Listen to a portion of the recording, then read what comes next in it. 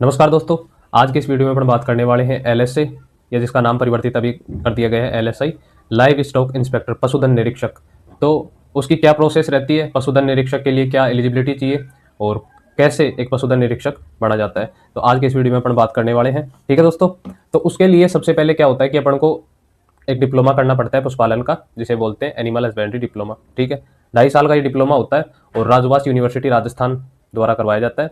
और उसकी एफिलिएटेड जितनी भी कॉलेजेज हैं ये डिप्लोमा करवाती हैं, लगभग 91 कॉलेज हैं राजवास के अंडर जो ये डिप्लोमा करवाती हैं। ठीक है दोस्तों, तो अभी राजवास का नोटिफिकेशन आया है एएचडीपी में। जो भी साथी एएचडीपी में एडमिशन लेना चाहते हैं 2025-26 वाले बैच में, तो उसके लिए नोटिफिकेशन अपने सामने आ चुका है और इसके लिए काउंसलिंग होती है और काउंसलिंग के माध्यम से अपन को कॉलेज अलॉट होती है और उसके बाद में ये डिप्लोमा स्टार्ट होता है। तो काउंसलिंग के लिए सबसे पहले फॉर्म भरवाए जाते हैं और फॉर्म भरने के बाद में सभी बच्चों की मेरिट बनाई जाती है, उसके हिसाब से काउंसलिंग करवाई जाती है और उनको कॉलेज अलॉट होती है। कुछ को गवर्नमेंट कॉलेज अलॉट हो जाती है वही मेरिट के हिसाब से, और कुछ साथियों को जो है प्राइवेट कॉलेज अलॉट होती है। तो इन सभी विषयों के बारे में आज के इस वीडियो में अपन चर्चा करने वाले हैं कि क्या इसका प्रोसीजर रहने वाला है और कैसे इसमें आपको एडमिशन लेना है। ठीक है दोस्तों, तो ये राजवास की तरफ से अपने पास में नोटिफिकेशन आ चुका है प्रवेश सत्र 2025-26 के लिए। ठीक है, तो 17 तारीख से फॉर्म चालू हो चुके हैं काउंसलिंग के लिए। तो 17 नवंबर 2025 से लेके 1 दिसंबर 2025 तक ये जो है फॉर्म की डेट है और आप अप्लाई कर सकते हैं काउंसलिंग के लिए। और फॉर्म आपको कहाँ मिलेगा, ये मिलेगा आपको rajwas.ac.in पे। ठीक है, राजवास की जो ऑफिशियल वेबसाइट है वहीं से आपको फॉर्म अप्लाई करना है। इसके अलावा कहीं से भी आपको ना कहीं ऑफलाइन आपको अप्लाई करना है, ठीक है, और ना ही कोई दूसरी वेबसाइट पे अप्लाई करना है। सिर्फ ये वेबसाइट है राजवास की ऑफिशियल वेबसाइट, यहाँ से आपको अप्लाई करना है इस डिप्लोमा प्रोग्राम में काउंसलिंग करवाने के लिए। उसके बाद में एडमिशन का क्या प्रोसेस रहने वाला है वो अपन आगे बात करेंगे। पाठ्यक्रम की अवधि मैंने बताई 2.5 साल का ये डिप्लोमा होता है, 2 साल कॉलेज होती है, उसके बाद में 6 महीने आपकी इंटर्नशिप होती है। कोई भी पॉलीक्लिनिक हॉस्पिटल या प्रथम श्रेणी का कोई भी पशु चिकित्सालय होगा, इसमें बताया गया है ना, पॉलीक्लिनिक हॉस्पिटल या प्रथम श्रेणी का कोई भी हॉस्पिटल होगा, उसमें आपकी 6 महीने की ये ट्रेनिंग होती है बेसिक सी। इसके बाद में अपन बात करें कि शैक्षणिक योग्यता क्या है, इस डिप्लोमे में कौन अपनी काउंसलिंग करवा सकता है। तो जो साथी 12वीं में बायोलॉजी से अथवा एग्रीकल्चर से पास आउट है वो इस डिप्लोमा के लिए एलिजिबल है, वो अपनी काउंसलिंग करवा सकते हैं। माने 10+2 में 12वीं क्लास में जिन भी साथियों के पास बायोलॉजी विषय था या एग्रीकल्चर विषय था, है ना, तो वो साथी इसमें अपना करवा सकते हैं काउंसलिंग। इसके बाद में अपन बात करें कि आयु सीमा क्या निर्धारित करी गई है। तो आयु सीमा 31 दिसंबर 2025 तक आपकी मिनिमम एज 17 साल हो जानी चाहिए। मैक्सिमम इसमें नहीं बताएगी, मतलब मैक्सिमम कितनी भी हो सकती है, कम से कम 17 साल होनी चाहिए 31 दिसंबर 2025 को आधार मान के। ठीक है दोस्तों, इसके बाद अपन बात करें कि प्रवेश हेतु पात्रता क्या है। तो राज्य कोटे की जितनी भी सीट है ना, स्टेट कोटे की जितनी भी सीटें हैं उन पे अगर आपको एडमिशन लेना है तो आपके पास राजस्थान का मूल निवास होना चाहिए, मूल निवास प्रमाण पत्र होना चाहिए। ठीक है, मतलब आप राजस्थान के मूल निवासी होने चाहिए। और मैनेजमेंट कोटे की सीटों पे प्रवेश लेने के लिए आप भारत के नागरिक होने चाहिए, सिर्फ इतनी एलिजिबिलिटी है। ठीक है, इसके बाद अपन बात करें आरक्षण की, तो आरक्षण का राजस्थान राजस्थान सरकार द्वारा जो निर्धारित आरक्षण है वही आरक्षण यहाँ भी लागू है। ठीक है, और इस बार ये नया पॉइंट ऐड किया गया है जो कि बहुत इंपॉर्टेंट है ना, राजकीय पशुपालन संस्थानों में प्रत्येक संस्थान में 5 सीट पशुधन परिचर के पद पर कार्यरत विभागीय कर्मियों हेतु आरक्षित है। इसका मतलब क्या है, इसका मतलब ये है कि इस बार जो पशु परिचर बने हैं इस वाली वैकेंसी के माध्यम से, तो उन सभी साथियों के लिए सरकार ने हर एक जो भी गवर्नमेंट कॉलेज है जो ये डिप्लोमा प्रोग्राम करवाती है ना, तो उन सभी गवर्नमेंट कॉलेजों में 5-5 सीट पशुधन परिचरों के लिए आरक्षित कर दिए। माने जितने भी अपने साथी हैं पशुधन परिचर इस वाली वैकेंसी में लगे हैं, वो साथी सरकारी कॉलेजों के माध्यम से ये वाला डिप्लोमा कर सकते हैं। अब उनको करना चाहिए कि नहीं करना चाहिए, मैं तो ये कहूंगा कि जो भी पशुधन परिचर बने हैं और वो 12वीं में ये एलिजिबिलिटी रखते हैं कि उनके पास या तो बायोलॉजी विषय था या एग्रीकल्चर विषय था, वो जरूर एचडीपी डिप्लोमा करे, ताकि उनका जैसे ये डिप्लोमा कंप्लीट हो जाएगा उनका प्रमोशन आसानी से हो जाएगा। मतलब प्रमोशन के लिए फिर एलएसए में आराम से प्रमोशन हो जाएगा ना, तो ये बात है। उनके लिए पशुधन परिचर जो भी है उनके लिए 5-5 सीटें आरक्षित करी गई है अपने गवर्नमेंट कॉलेजेस में। इसके बाद अपन बात करें कि भाई अध्ययन का माध्यम क्या रहने वाला है। ये डिप्लोमा आपका हिंदी और इंग्लिश मतलब बाइलिंगुअल रहेगा।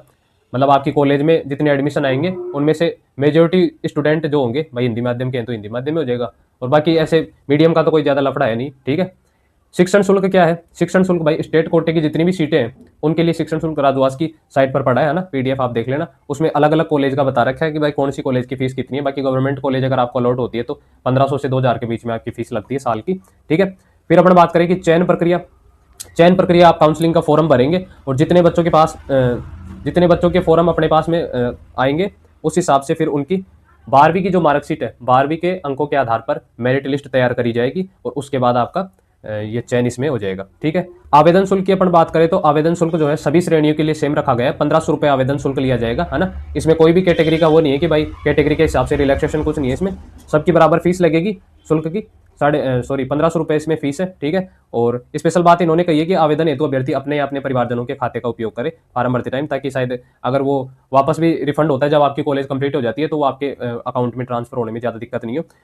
और भी अगर आपको कोई जानकारी चाहिए इस डिप्लोमे से रिलेटेड, वो आप राजवास की साइट से ले सकते हैं, या फिर ये जो हेल्पलाइन इन्होंने दी है इस पर भी आप डायरेक्ट संपर्क कर सकते हैं। और अंतिम तिथि क्या है, आवेदन भरने की अंतिम तिथि 1 दिसंबर है। ठीक है दोस्तों, 1 दिसंबर 2025 को शाम 5 बजे तक आप काउंसलिंग के लिए फॉर्म भर सकते हैं। फिर काउंसलिंग होगी, फिर काउंसलिंग का रिजल्ट आएगा, आपको कॉलेज अलॉट हुई है कि नहीं। कॉलेज जब आपको अलॉट हो जाएगी तो आपको सारे डॉक्यूमेंट्स ले जाके आपको कॉलेज में सबमिट करवाने, तब जाके आपका कहीं डिप्लोमा में एडमिशन होगा।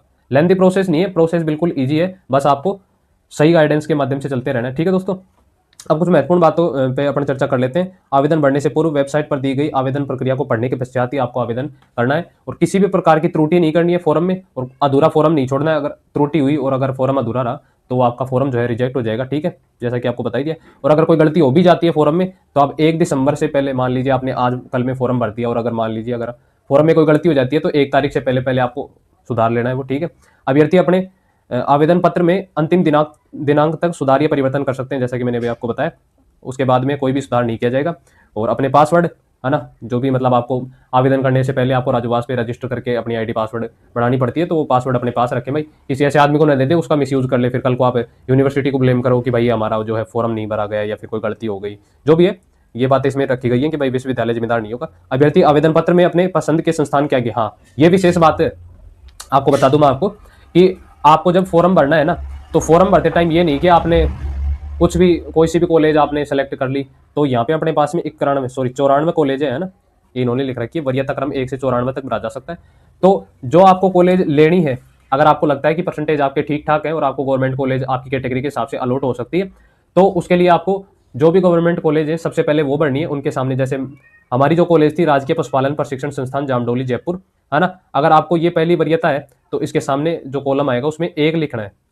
वैसे ही जो दूसरी कॉलेज है उसके सामने 2 नंबर, 3 नंबर, 4 नंबर, ऐसे आपको नंबर लिखने हैं। पहले आप भरेंगे सारी गवर्नमेंट कॉलेज है, उसके बाद में अपन भरेंगे प्राइवेट कॉलेज है जो आपके घर के आसपास की हैं। ठीक है, आपसे ज़्यादा दूर नहीं हो प्राइवेट कॉलेज, वो बाद में भरनी है।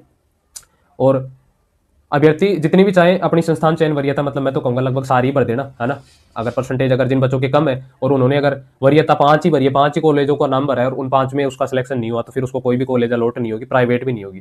ठीक है, तो आपको वरीयता जो है लगभग सारों में ही सारी कॉलेजों के सामने वरीयता भर देनी है। ठीक है, आवेदन में गलत सूचना देने पर आवेदन या प्रवेश निरस्त होने की जिम्मेदारी स्वयं की है। अगर आपने आवेदन में कोई भी गलती करी जो मिसमैच हो गई तो आपका आवेदन भी रिजेक्ट हो सकता है और आपका जो है एडमिशन भी रिजेक्ट हो सकता है, और उसमें सिर्फ और सिर्फ आपकी जिम्मेदारी रहेगी।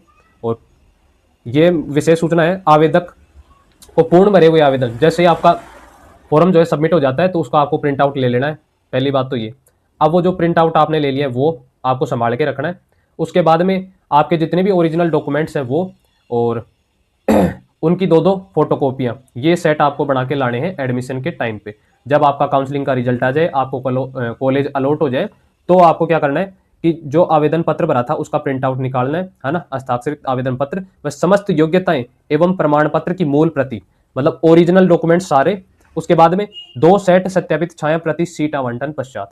इसका मतलब है कि सारे तो ओरिजिनल डॉक्यूमेंट्स, ये जो आपने फॉर्म भरा था इसका प्रिंट आउट, और जितने भी ओरिजिनल डॉक्यूमेंट्स हैं उनकी 2-2 फोटोकॉपी आपको संबंधित संस्थान में रिपोर्टिंग के समय सत्यापन हेतु वेरिफिकेशन के लिए आपको जमा करवानी आवश्यक होंगे। ठीक है दोस्तों, आवेदन शुल्क किसी भी परिस्थिति में वापस नहीं किया जाएगा, है ना।